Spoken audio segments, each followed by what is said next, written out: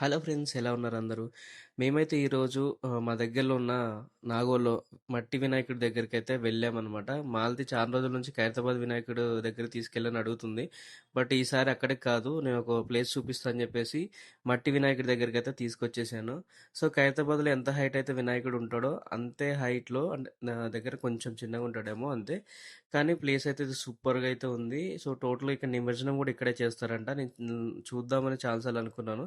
So ఈసారి ఫ్యామిలీని తీసుకొని అయితే వచ్చేసాను. అక్కడ ఆ విగ్రహం చూసి దాని తర్వాత ఆ పక్కనే మేము ఫొటోస్ దిగి చాలా హ్యాపీగా అయితే ఫీల్ అయ్యాము.